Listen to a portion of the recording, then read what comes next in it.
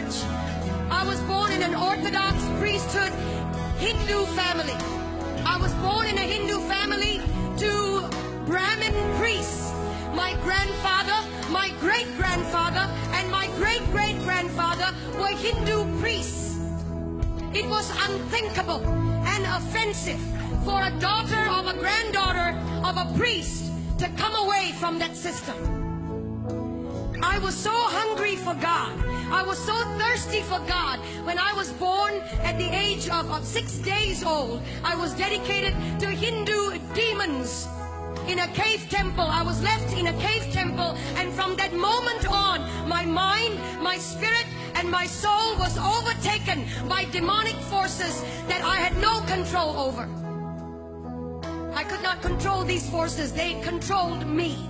Every decision I made, everything I became. I began to learn to worship the names of over 2,000 gods. Over 2,000 gods by memory.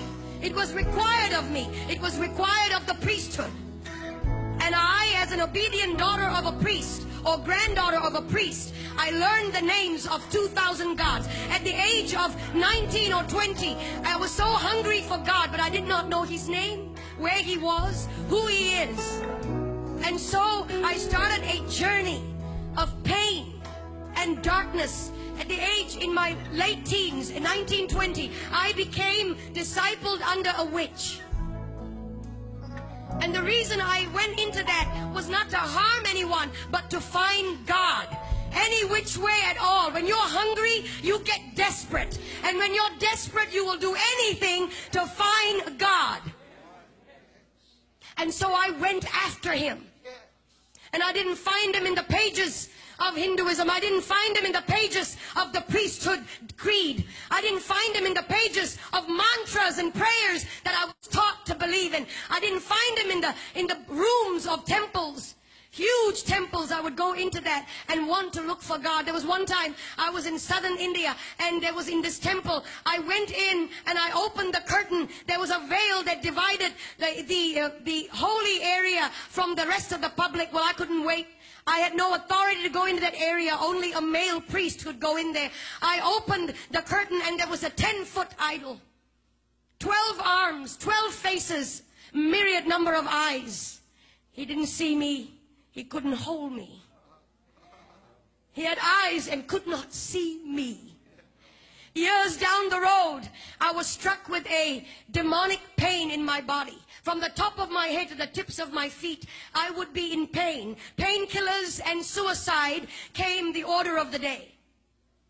I took painkillers every day, more than the required dose, just to knock myself out. And in my mind, it was one thought: if I ended my life, I would end the pain. And so I was sitting at the edge of my bed, possibly on the last day of my life on this planet. Sometimes, when it all looks lonely, you feel that nobody really cares. Hear me, young people. He's watching over you. He's watching over you. And it may not be tangible, but He's over you. And He loves you. And He'll come through for you if you would just focus on Him and let the other stuff go. And I was sitting at the edge of my bed, frustrated, fed up. And I cried out like you have cried out. Jesus! I'd heard of that name when I was growing up. Christmas cards. Christian people that would come to my door and tell me He died for you. And I would resist them and argue with them. Proud and arrogant of the priesthood that I belonged to. Ignorant. And when I cried out, Jesus, the presence of a holy God began to filter through that room. That room was darkened. The lights were switched off. I was sitting on the edge of my bed. I never saw His face, but His voice was as audible as anything that I've ever heard before. I am Jesus. I am God. And He touched my body. No doctor could cure the disease that was in my body. No doctor could heal me. Young man, no doctor could provide the answers. Nothing out there can. And I've been there, done it, and I've tried it. Everything, the darkest road, I've taken it. Gentlemen, and he came to me, he touched my body. In an instant, that disease left my body. In an instant, I was healed. I began to feel his power and his presence course through my body. And then I went into this tiny church, about 50 people, and somebody up in front there looked a bit like this platform, and somebody up on this was talking about going into the water, that if you're baptized you become a new creature. Well, I didn't understand that either. I was wondering how water can make such a big difference. What's the big deal? We take showers every day. I went up to this preacher man and I said, will you put me in this water? Because everything and anything he wants me to do, I'm ready to do it. He has set me free. He has healed me. Anything and everything. No matter the price. No matter. And so they put me in that water. When I came out, legions of demonic influences broke free from me.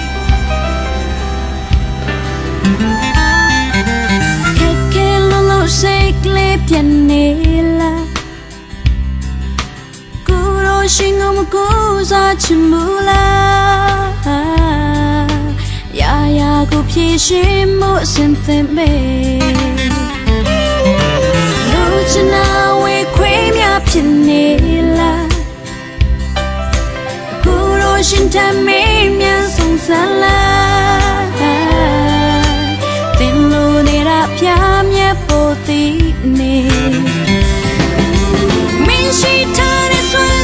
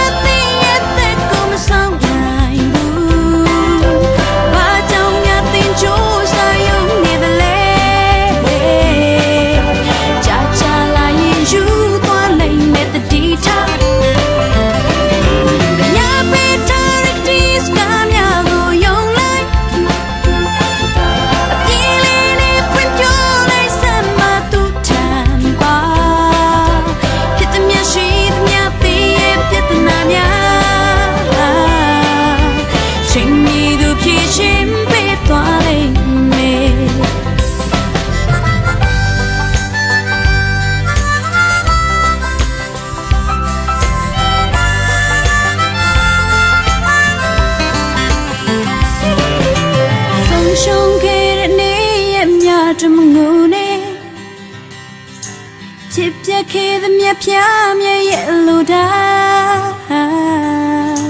Go to Shintan ko amia you like po. The in the dress so tailor nila. Mimi I go lanchi like ba oh. Ya ya go pia let take my. She turned his one sally go peta. The second lane, nothing yet that comes song now. But I'm nothing choose, I only the lay. Chacha la you do a lane with the detail.